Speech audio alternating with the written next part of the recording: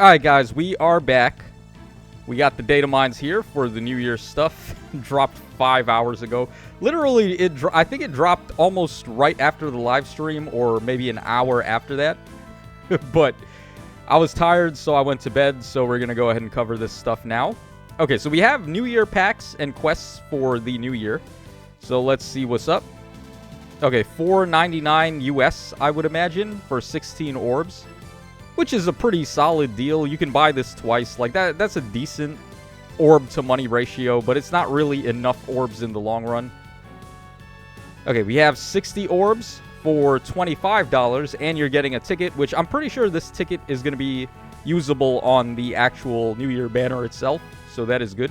And you can buy that 5 times, but 5 times, $25 for 60 orbs isn't the greatest deal. Let's see what else. Yeah, we know that ticket is going to be for the New Year banner. Okay, then we have a Ninja Sanaki pack for $40. You get 90 orbs and a copy of Ninja Sanaki. You remember that one time where they actually... Or, it wasn't one time. They had 2 times where they included a brand new hero from the New Year banner on one of these packs. I believe it was for New Year Valoria and also for New Year Fafnir. Both of them were available on orb packs that you could buy in the shop for money.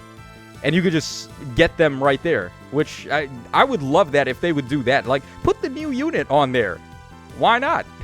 It's not hurting anybody. They could have put, like, Hræsvelgr on here, because they know that she's less wanted than Nidhogg and also Hræsvelgr. So, would have been a nice little show of respect to the players. Let us buy one of the new units. Okay, but I guess my consensus on this pack is that probably not worth it. $40 for Ninja Sanaki, who is falling off. Not really a good idea. All right, then we have another one of these Floret packs. $50 for 120 orbs and a Floret. Yeah, no. Just no, man. Okay, and then we have a bunch of these missions that you can go ahead and do, and you're getting tickets for, I would presume, the past New Year banners. Yeah, so we have 1, 2, and 1, 2. So they're probably going to compartmentalize a bunch of those previous New Year banners into one, like how they had the New Year banner Uwu, which features units from, like, 2 separate New Year banners, and they're just going to color share. So I would imagine that's what those tickets are for, the ones from these missions over here. Okay, so that's everything for the orb packs and the missions. All right, next let's go ahead and take a look at the brand new units, of course. Let's make this a little bit bigger here. And let's also grab the calculator so we can do our calculations. Okay, so we're going to start off with Mommy Hræsvelgr and Baby Sis Ratatoskr. So we got here 39 HP, 47 attacks, 16 speed, 38 defense, and then 48 res. Her defense is a little bit sus. I believe the original Hræsvelgr had a lot more defense to work with than this, and she had lower attack, but they want this Hræsvelgr to be an AoE spammer because they made her a tome type. So probably not going to be as defensive overall as the original Hræsvelgr, but in that same regard, she's also going to be way more offensive. So 188 BST overall, which doesn't matter because she has a duo skill, so she's going to score higher anyway. And then for Boons and Banes, we have here, let's see. Okay, so minus HP. We got neutral on attack. Is that plus speed? I think that's plus speed. No, it's not plus speed. It's not. That would have been funny, but no, I don't think it's plus speed. Okay, nothing on defense, and then we have plus res. So her only boon is plus res. Ugh. Kind of yucky. Yeah, we would have liked plus attack if she's going to be an AoE type of unit, but yeah, obviously she's very good. She has Divine Nectar once again. She also supports allies when they use Divine Nectar to get the extra action. When they use a rally or reposition assist, they end up giving the team charge and then attack and res up 6 and then also cooldown pulsing, which is stupid. So, just an insane supporter. Her duo skill also gives pulsing too, and then it also sets up the Divine Vein green in 3 columns and 3 rows centered on her, which extends all the way to the top of the screen and the edge of the screen. So a lot of tiles are going to be turned into green if you go ahead and pop that duo skill. Also, it lasts for 2 turns. So there's going to be a lot of applications for this. I think the biggest use for it is going to be just to overwrite enemy stone tiles and enemy ice tiles and just replace them with your own grass tiles. So you can, like, take away any sort of terrain swings that the opponents are trying to do and then just turn them in your favor. And also allow your units to approach better. So it's a really good duo button for SD. All right, next up we have the woman of the hour here, Nidhogg. Of course, it's Year of the Snake, and she is drinking her fill to celebrate. So let's see here. All right, 22 minus 50 is 38. Or is it 28? Yeah, it's 28. Okay, so she doesn't have anything on HP. HP is very high, though, which matters because her weapon wants her to have a lot of HP. Okay, we have nothing on attack. We have nothing on speed. We have plus defense for her, and then also nothing on res. So, again, plus defense. I don't know why they're so shy of giving these banner 5 stars multiple super boons anymore. It doesn't really matter that much, but it's just kind of funny if you think about it. So she's got plus defense. She's basically very similar to the original Nidhogg, except there's a massive difference, of course. You're able to give her blessings. So now she's actually going to be like a monstrous save option if you're going to run her as your Omni tank. So she also comes with the new C skill, which has higher ground, which is Warp Bubble built in with far save. So that's going to be nonsense. Her weapon, instead of doing debuffs on the enemies, instead of doing attack and defense -7 and sabotage, now it's giving buffs to your allies. It does defense and res up 6, and then it does something else too. Can't remember what the other effect was, but it's like a stat boosting status that it gives. And then she also still gives dosage, obviously, from her A skill. So she's going to be a very good unit. Okay, next up we have Hræsvelgr. Wait, did I check her BST overall? I didn't check the BST for Nidhogg. Let's go ahead and do that, because it does matter for her. She is an armor-type unit, so we want to know how high she scores. The original Nidhogg scores very high, and the new Nidhogg is no exception. She's going to score high enough to be in arena with that kind of BST. Okay, so we have Hræsvelgr at 41 HP. We have 46 attack. We have 48 speed. 36 defense, and then 23 res, so 194 overall. Okay, that's not too bad for arena either, being a flying melee type. You could probably get away with her in arena. I think she scores as high as, what's her face? I think she scores as high as Panette. So, let's see here. Minus HP. Nothing on attack. We got plus speed. Nothing on defense, and then nothing on res. Okay, so once again, only one super boon. It's on speed, which is fine. That's where she wants it. Now, Hræsvelgr is pretty solid, of course, because she's an insane DPS unit. And now that you can actually bless her, she could be a good tank buster if you need one.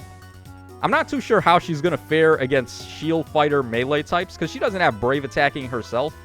But she would be one of the best candidates, I would imagine. If you're fighting an armor ball that's like balled up in the corner and their units are not going to move, they're just going to spam rallies and stand in place, this would be one of the best units to break through teams like that. All you got to do is get her brave attack support and then just do a bunch of debuff status on the enemy and buff statuses on your allies. And the amount of true damage she has no cap. So she can just, like, the sky is the limit with how hard she can possibly hit. So as long as she's able to brave attack, she's going to just tear through any defensive type of unit. You just need a lot of support to be able to do that. So she seems very good. Okay, next up we have Tana over here. Now, Tana's interesting because she's actually the demote on the banner, which I wasn't expecting. So let's see how good her score is going to be. All right, we have 40 HP, 45 attack, 47 speed, 37 defense, and then 25 res. So 194 overall. She does have a preference weapon and a preference B skill. She could be arena viable too. I'm pretty sure. She scores in the same bin as what's her face? As Panette, right? I think. As long as she does that, I mean, she is... you can run her in Arena, which is good because she's just a movement beacon. So she would be a really nice merge project if you wanted to spend a little money. Okay, so she's got, let's see here, minus HP. We have nothing on attack. We got plus speed. That's probably her only boon. Nothing on defense, and then actually plus res. So she does have 2 super boons. She's got speed and res. Not that you would want to go plus res on her. She's not really doing much with 25 res. So, yeah, the main thing you would want to go for here is just get plus speed, probably plus attack. Make her a little offensive. She doesn't have that much stopping power, unfortunately, but if you give her the Hræsvelgr ring and she warps into an enemy and blows them up, saying we're playing in Arena, and she does that, and then all your other allies would be able to warp in after her. So, yeah, I mean, she's got a lot of applications for a bunch of different modes. It's just that I feel her DPS is going to be a little underwhelming. So, you're going to want her to take out the enemy glass cannon type of units, like their Emblem Celica's, their Emblem Lins, and so on and so forth. Okay, and then finally we have our Tempest Trial prize here. We have Innies, who's looking really good in that kimono, actually. He is killing it. So, his stat line, we have 40 HP. We got 44 attack, 47 speed. Okay, I went and did some nonsense there. So 40 HP, 44 attack, 47 speed, 25 defense, and then 37 res. So 193 overall. He does not have a preference weapon, RIP. Otherwise, he would have scored in the same bin as Cyril, who seems to be their golden child. I don't know why, but years and years later, he is still the highest scoring ranged free-to-play unit that we have access to. And his score is only going to go up whenever we get a close counter Sacred Seal. So, yeah, I don't know why Cyril gets all the favoritism, but that is just the case. So, Innis, let's see what his boons are. Minus HP. We got plus attack, which is good. Ugh. I had to sneeze there. Alright, excuse me, guys. Nothing on speed. We got plus defense, and then we have nothing on res. So, plus defense and plus attack for our boy Innis. Again, plus defense, kind of awkward. He has the same low defense as Tana has low res, and they still gave a super boon there, which kind of sucks. But had they given him plus res, that would have actually been able to amount to something, because good res is useful for a bunch of skills. Alright, we have also the skill inheritances, and this is going to be the inheritable bow of Innis. So 12 might, 2 range, effective against flying. If unit is in 2 spaces of an ally, or initiates within 2 spaces of an ally, grants all stats of 5, and deals damage equal to 10% of unit's attack during combat, excluding on AoEs. And also when unit's special triggers, nullifies foes' DR, which is kind of similar to the baby Innis, where he nullifies the enemy's DR when he pops his special, but kind of underwhelming for a bow. I would say just wait until they give us the brand new arcane bow that's going to have the same effect as all of the recent arcane weapons that are giving true damage based on one of your stats on your AoE. Like, that's definitely going to be the one you want to go for. So this bow is kind of not that good. He has Glacies. He has speed and res finish. Okay. And then we have null follow-up once again. That's going to be a 4-star passive for him. Yeah, it could have definitely did better. We have more than enough copies of null follow-up in the 4-star pool now. Would have preferred a more favorable skill than speed and res finish, but at least it's something. It's a lot better than the days of getting chill attack 3 on all these goddamn free-to-play units. Alright, Heavenly Wings is 5-star locked, obviously. And then she has Rain Snap, 5-star locked, obviously. So, Speed and Defense Rain 3 will be her 4-star skill. So, yeah, Tana, like I said, Tana seems like she's going to be a pretty interesting merge project for Arena if you were to go for it. And she can probably pull off some shenanigans in other modes, too, like AR, if you can allow her to warp in. Okay, so the Tempest Trial Sacred Seals we're getting this time are Assault Troop and Attack Res Finish. Assault Troop is pretty cool, obviously, because you can use that to get charge. So, yeah, charge, and it also scores 240 SP, so you can run that on your armor types and just give them a lot of movement. And Attack and Res Finish, any more finish skills will be nice as Sacred Seals. Much better than getting it as a demote skill on a 4-star. And then these are the inheritance restrictions for the brand new passives, which I already went over this on the actual trailer video, but we can take a look at it again. Attack Rush Discord seems like a good skill. It's only for infantry and flying, though. Higher Ground seems like a good skill, actually a very powerful skill, but it's only for Beast and Dragon armor types. So you're going to be a little limited on who you can give this to, but being able to combine Warp Bubble with Far Save is actually, like, insane roll compression. So, I mean, there are good armor and beast type, or dragon and beast type save units, like the Halloween units, like the Halloween Na and the Halloween Idun and Nagi. Those are both pretty good save units. Then, of course, we have Lay Radar. We have also Nidhogg. So we don't have a shortage of good options for this to give out to. So that's definitely nice. And then we have Bestial Assault, which is going to be a very good beast skill for any of your beast types, pretty much. Just giving you bonus damage, and then also cuts DR and gives you Kanto Rem, which is nice. So yeah, pretty solid beast skill there. And we can finish off by taking a look at the artwork for the characters. So why don't we go... Oh, that's the unit builder, not the actual, like, artworks. All right, so we'll open them up one by one, and then we'll wrap up after this. All right, I believe that's everybody. Yep. Okay, so starting off with Hræsvelgr, looking very good. The red looks nice. Like I said a million times, she looks kind of like Nyotengu from Dead or Alive, which is my favorite Dead or Alive character. And she's holding a Darumaka there for some reason. All right, here is her attack. All right, there's the special attack. Nice face there. And then finally, we got the injured artwork. Again, looking pretty good. And her Darumaka is... looks happy about getting hurt for some reason. Okay, then we have Big Mama over here, Nidhogg. Big Mama means big drink, I guess. All right, so there is the attacking artwork. I like how she's holding her drunken apple like that. And then there, her two-headed snake friend coiled around her neck. And then we got to have a crazy face for Nidhogg. So here it is on the special attack. All right, she's drunk now because she's eaten the apple. And then finally, the injured artwork. Kind of looks like a weird pose that she's in. Yeah, her legs look bent kind of weird. Like, wouldn't your knees snap if you bent your knees like that? Because it's like bent outwards. And then to the side like that. That doesn't look like a natural position. All right, sure. Okay, next up we have Kaboon's masterpiece here. Now, I did... Somebody mentioned that Hræthrun was actually stacked on her original artwork, and I went back and I took a look. She kind of was. She wasn't flat or anything. She was definitely packing some juice. But not this much. Like, they definitely upped the size of her bra, as they do countless times with a lot of these lovely ladies for who knows why. Well, not who knows why. We all know why.